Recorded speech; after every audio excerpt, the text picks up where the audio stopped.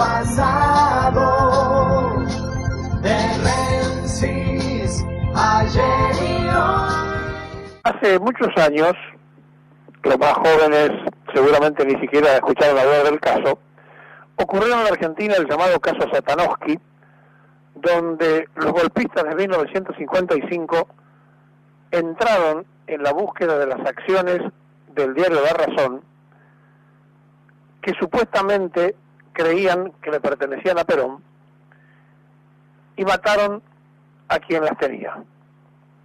El hecho ocurrió por los servicios de inteligencia de ese momento, del gobierno de facto británico, y empezó a circular el nombre de Pérez Gris, un agente de la CIDE, entre tantos otros nombres y apellidos que se dieron, o alias que se usaron en aquella época. El crimen de Satanowski, como tantos crímenes en la Argentina, ingresaron al mundo de las confusiones. Cuando ocurrió lo de Nisman, recuerdo que escribimos que la investigación se iba a dificultar, que contamos lo de Jaime Estiuso, donde había empezado su actividad, que había empezado en la época de Lanuse, en la CIDE. Dijimos, además, de qué manera y de qué forma esto iba a terminar, y que iba a terminar en una pelea entre argentinos.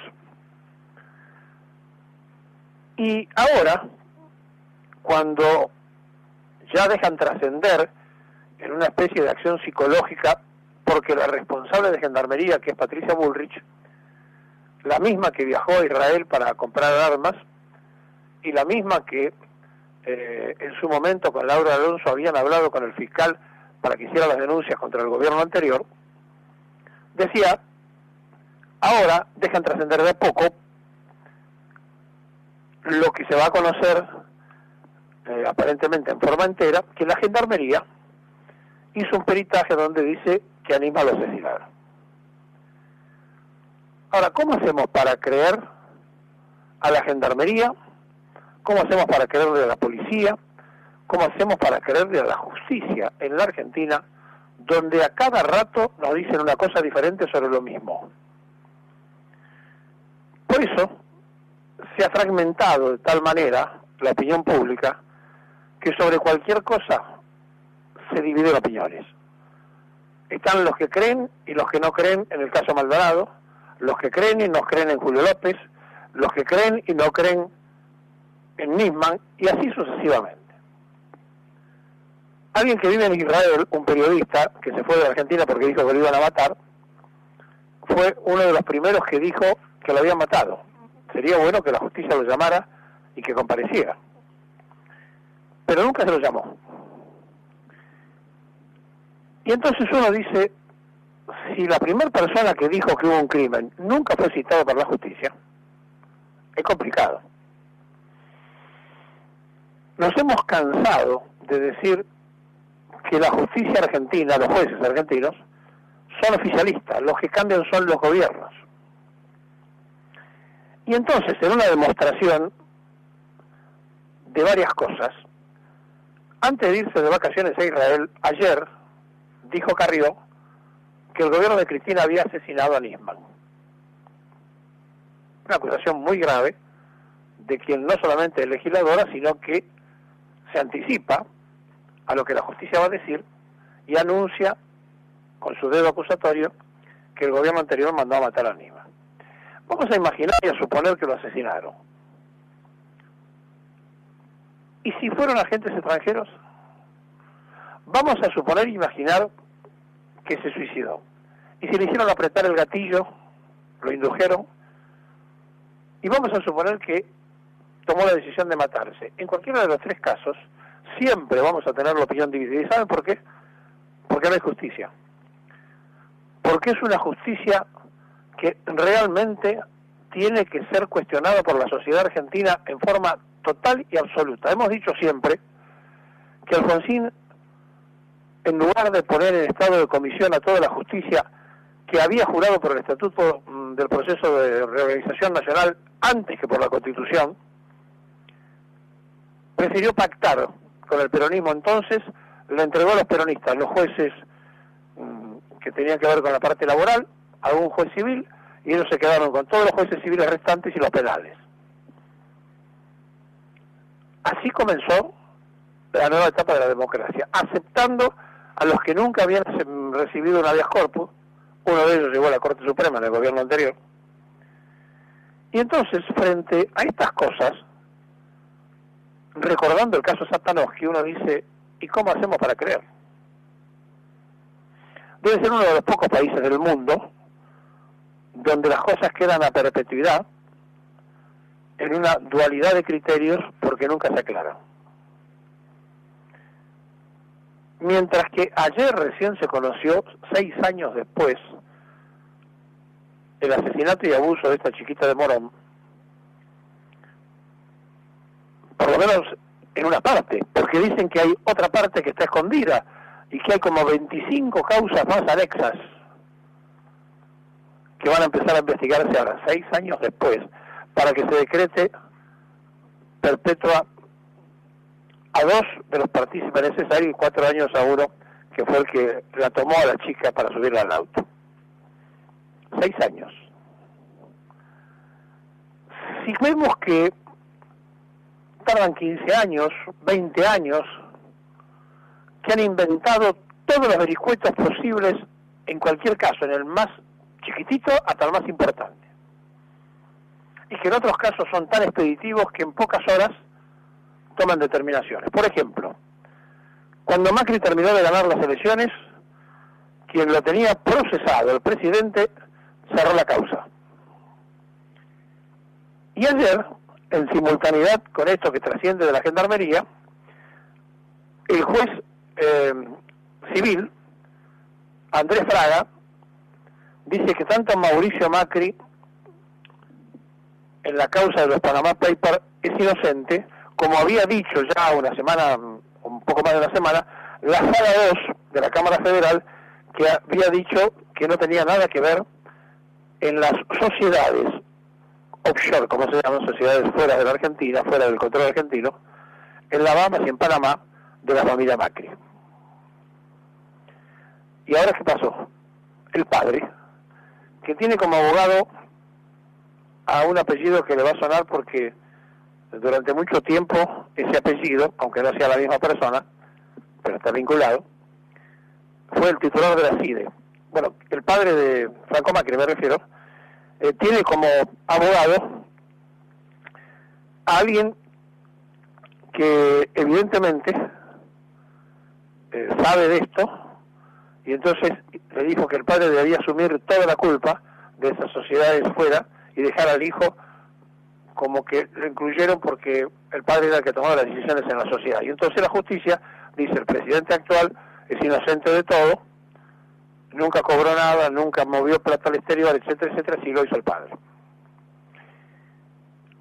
Y frente a estas cosas entonces que van pasando, el doctor Fabián Rodríguez Simón defendió al presidente de la República y Jorge Anzorregui, el apellido que le tiene que sonar, a Franco Macri. Bien, ¿qué quiere decir esto? Que desde el punto de vista de la justicia, Mauricio Macri tiene 2 fallos que dicen que no movió un solo peso en las cuentas de los Panama Papers. ¿Qué va a pasar cuando Macri deje de ser presidente? Nadie lo puede garantizar. Se puede reabrir la causa, pueden ir a buscar otras cosas, como ha pasado históricamente en este bendito país, en nuestro país, donde debe ser uno de los pocos países del mundo donde a los presidentes se los persigue después que pierden el poder, como en ningún lado del mundo. Te digo que en todas partes del mundo a los expresidentes se los considera como un asesor, como una persona de consulta.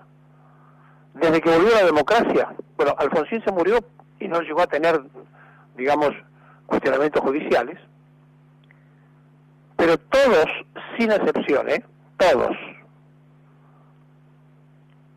han pasado por la justicia. Y por supuesto Cristina Fernández ahora está llena de acusaciones de todo tipo. ¿Y saben por qué es eso? Porque no funciona la justicia. Porque los jueces, que son siempre oficialistas, repito, esperan que cambien los gobiernos, siguen siendo oficialistas, no importa quién gobierne, y entonces lo que estaba cajoneado se acelera y lo que estaba acelerado se frena según y conforme. Ahora, con todos los problemas que tiene la Argentina, nos entretenemos con Julio López, que no digo que no valga la pena, por supuesto, reclamar un desaparecido, nos entretenemos con Maldonado, por supuesto que vale la pena reclamar, nos entretenemos con Lima, por supuesto que es importante aclararlo, pero le damos una magnitud absoluta que tapa un montón de otras cosas. Y en ese montón de otras cosas hay situaciones que son realmente impactantes, ¿no? Porque si uno lo lee textualmente no lo termina de entender. Ahora, si lo analiza, dice, y sí. Caputo quiere que los contratos que se firman en lo que se llama participación público-privada, o sea, los que tienen que hacer las obras públicas, y que está a cargo en el gobierno de Luis Morea, se firmen y se garanticen en el exterior. A ver si lo podemos entender. La seguridad jurídica y la tasa de interés son los dos puntos más importantes de las negociaciones con los empresarios. El ministro de Finanzas, Luis Caputo, presentó una plataforma en la plataforma de la web de la dependencia que se encarga del seguimiento de los contratos de lo que ellos llaman participación pública-privada, que está, como les dije, a cargo de Luis Morea. Se trata de una apuesta que hace el gobierno para descomprimir, según dicen ellos, en el año próximo, los recursos que el Estado destina a la obra pública, y para despejar dudas, escuchen bien, de los inversores, el ministro de Finanzas de Macri tiene una propuesta que por lo menos merecería que los diputados reaccionen, y los senadores, ¿no? Que todos los contratos, porque si yo lo leo, lo tengo que volver a leer porque no lo puedo creer, que todos los contratos se rijan bajo la ley y los tribunales de Nueva York. Y si usted me viene siguiendo en que yo digo que la justicia en Argentina no sigue, sería coherente aceptar ir a la justicia del exterior. Pero aquí, lo que está escondiendo la trampa, vengan a hacer la obra pública, sean socios del Estado, que si no le podemos pagar, están los tribunales de Nueva York. Y en todo caso, cuando nos vayamos del gobierno, los tribunales de Nueva York a ustedes les van a dar todas las garantías para los juicios al Estado, para que cobren, etcétera, etcétera. O sea, en lugar de corregir, echando a los corruptos de la justicia, trasladamos la potestad jurídica gratuitamente a tribunales de países que no tienen nada que ver con nosotros, y sobre todo a Nueva York, donde nos castigaron tanto con el tema de los buitres. Ese es el proyecto de Luis Caputo. Usted me dice, está descolgado. Repito, si usted venía siguiendo lo que yo le decía, no, buscan seguridad jurídica los pobres empresarios, y entonces Caputo le quiere ofrecer que los contratos se hagan sobre la justicia de Nueva York, que los tribunales que valgan ser los de Nueva York, y de paso en dólares. ¿Para qué? Para lo que fuere, para asfaltar una calle, para hacer una pared, para que el empresario privado, el de la libre empresa, el empresario que toda su vida ha criticado al estatismo de los gobiernos populistas, se enriquezca con la obra del Estado. O sea, el Estado que ellos dicen que no sirve, pero de cuya teta maman todos y se enriquecen todos. Presentado esto así, para el oyente es una discusión. Dice, pero ¿cómo? Si la justicia argentina no funciona, tienen que buscar otra justicia. Claro. Desde las teocracias, desde los empresarios, estaría ese razonamiento. Es como si le pidiéramos que manden a los tribunales de Nueva York el caso de los jubilados. ¿Por qué no hacen eso? ¿Por qué no le piden al mundo entero que opine sobre qué hacemos con los jubilados en la Argentina, que están bajo la línea de pobreza. A lo mejor los jueces de todo el mundo coinciden y hacen lo que hizo alguna vez Domingo Felipe Cavallo, se ponen a llorar. La verdad que se hace muy difícil comenzar todas las mañanas tratando de buscar buenas noticias cuando el gobierno disfraza las noticias que en definitiva nos van a traer dolores de cabeza mayores. Esto de Caputo, que seguramente si lo tienen pergeniado es porque lo conversó lo más arriba posible. Además, coincide con una medida histórica. Ayer le decíamos, ¿se acuerdan? Que se quejaban los petroleros y que pedían que el Estado lo siguiera subsidiando al gas y al petróleo.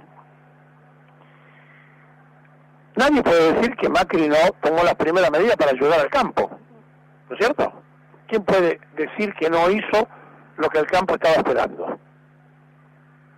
Bueno, muchachos, hay una mala noticia para los productores ganaderos argentinos.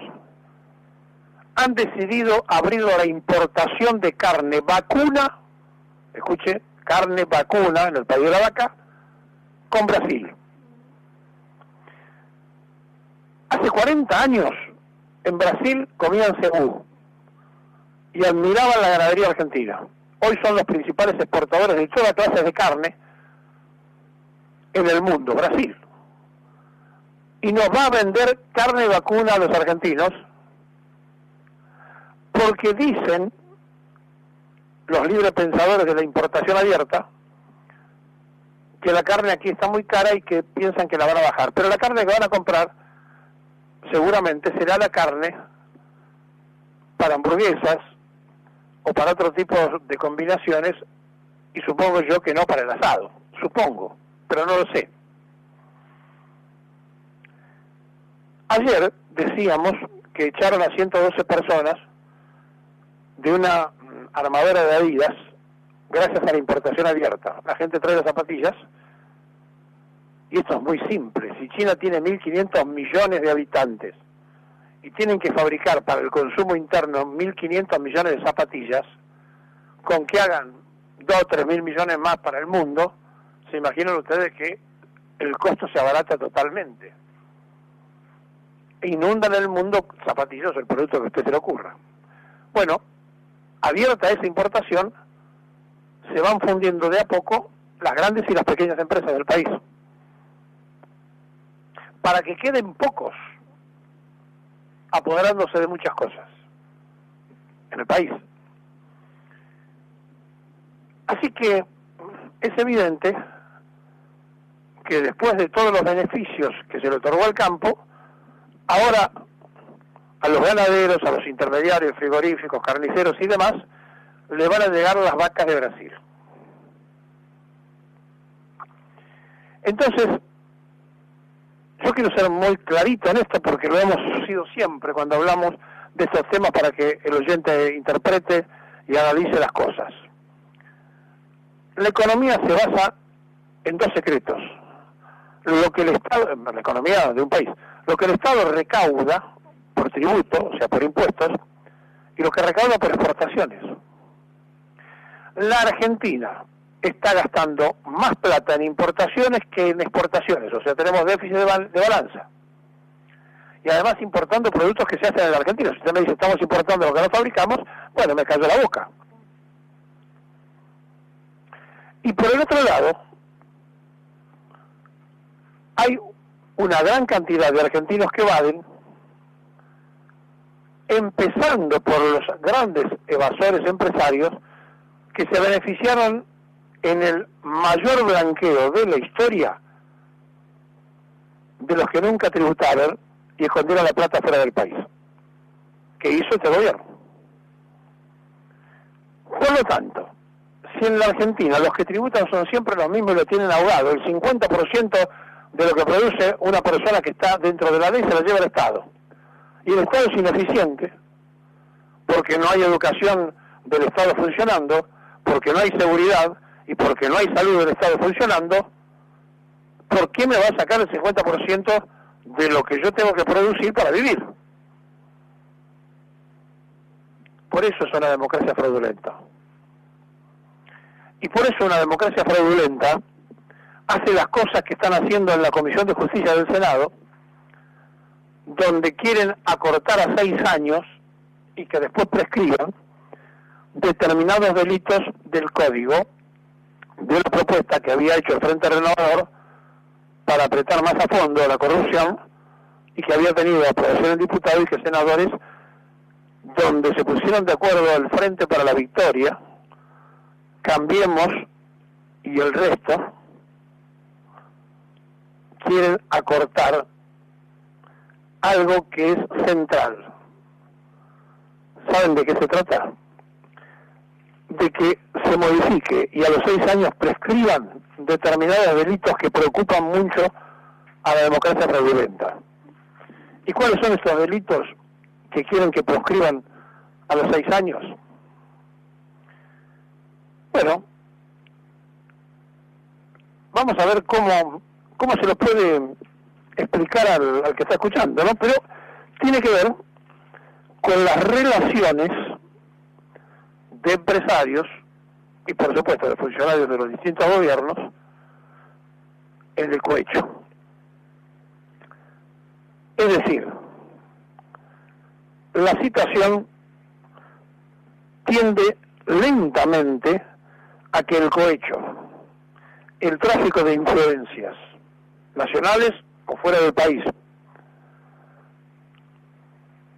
termine a los 6 años y entonces puedan volver a hacerlo. Mire qué clarito que es esto. Un periodo de 4 de un gobierno, 2 años, supongamos que pierda el poder ese gobierno, mantiene medianamente por negociaciones con el gobierno entrante los 2 primeros años del otro gobierno, y en 6 nadie se acuerda de lo que pasó en el gobierno anterior y así sucesivamente, y se autoperdonan. Bueno, se peleaban por aprobarlo en la comisión, todo de acuerdo. Sí, 6 años, y si podemos hagámoslo que 2, 3, 4, y si es posible en 3, 4 días que se borre.